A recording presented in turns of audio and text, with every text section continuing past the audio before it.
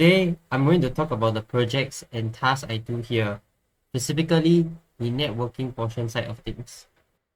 Networking involves more than simply connecting routers and switches and ensuring that they can communicate with one another. And in today's IT landscape, generic networking has become an essential requirement for business. It entails the design of network topologies as well as the implementation of required configurations in the infrastructure. The importance of proper networking cannot be overstated because it serves as the foundation of modern organizations. Let's start off by looking at a project done where it involves the process to set up and configure the solutions as part of client's backup, storage, and other services network connected across two sites, which consists of these four Cisco Nexus 9K switch devices on each side. Let's look at the configuration for one of these Nexus switches. First thing first, system jumbo DMTU is setting the jumbo Ethernet frames to MTU of 9216 to ensure consistency across sites for the payload packets. Next step is to enable all the necessary features of these four protocols here globally to be used for the switch later on. As there will be more number of VLANs that will be created on the switches, it is better to tweak the priority values such that one on the first switch in the vPC pair is root for odd VLANs and the second switch is root for the even VLANs, rather than keeping root for all the VLANs on the same device. VRF provides a path to configuring multiple routing instances on layer 3 devices. The purpose of doing this is to provide a form of network isolation that is similar to the concept of VLANs on the switch.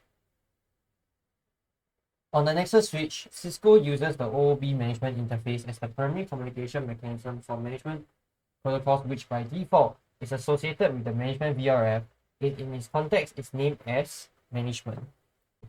A virtual port channel, vPC, allows links that are physically connected to two Cisco Nexus 9000 series devices to appear as a single port channel by a third device. This is used to provide layer 2 multipathing, which allows you to create redundancy and increase the bisectional bandwidth by enabling multiple parallel paths between nodes and allowing load balancing traffic. The configurations needed are as follows. The vPC domain, which includes both vPC peer devices of the two Nexus switches, needs to have the same domain ID.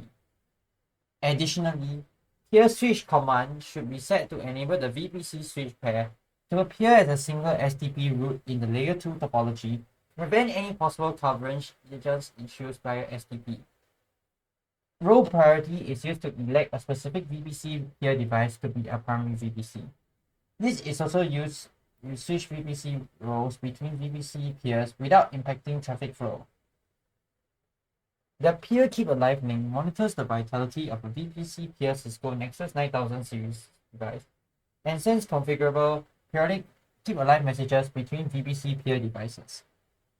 As such, in this case, the destination should be the IP address of the other switch VRF management port and its source being the IP address of this VRF management port. The vPC peer gateway capability allows a vPC switch to act as the active gateway for packets that are addressed to the router MAC address of the vPC peer.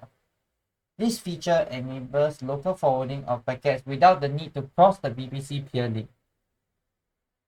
To create the vPC peer link, we need to create and designate the specific port channel ID that is needed of each of the devices into the vPC peer link for that specific vPC domain. That is being done as shown, where port channel 1 has vPC peer link being set onto it, which should be done also on the other switch. Also, it is also being set as trunk mode to permit the two VLANs earlier created to pass through the vPC peer link, and putting spanning tree port for bridge assurance using BPDU. In the management port, enable the interface to the VRF and associate an IP address for it. RP is a first hop redundancy protocol that allows a transparent failover of the first hop IP of a router or a layer 3 switch. HRP provides first hop routing redundancy for IP hosts on Ethernet networks configured with a default router IP address. With HSRP and vPC working together, it helps to provide and operates it in an active-active arrangement. This means that both primary and secondary devices can route traffic to the destination device without having to go through the vPC peer link, while still also having the failover handled by the vPC. As such, both vPC peers should have the following HSRP group ID and virtual IP as the host default gateway shared across the devices, and since HSRP uses priority values to determine active and standby, it is important to set one to be higher than the other switch with preemption enabled to make it consistently active when failures occurred on the two VLANs. Lastly, port channel 100 is being used to connect to the two upstream routers. And now attach all the specific interfaces to their respective port channel groups.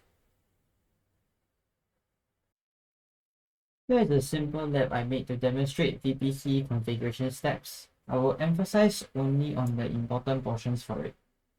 First, remember to enable the features mentioned earlier. Interface VLAN is to create ASVIs.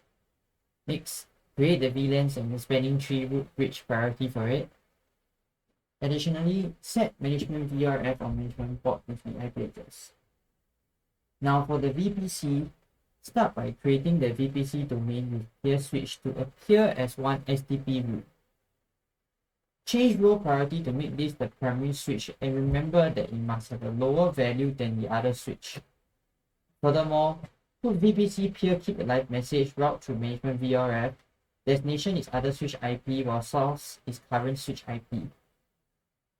Lastly, enhancement like delay restore for avoiding traffic red holding and auto recovery for restoring vPC services when primary device is down for better PPP performance. Finally, create the port channel to be used as the peer link and put the interfaces carrying the VLANs to be part of the vPC peer link and its STP network port for bridge assurance. Proceed to do with the same set of configurations for the other secondary vPC peer switch as before. Once done, to verify the status of the vPC, type show vPC brief to display vPC domain ID, see if peer link status is okay, the state of the port channel for vPC, and many more.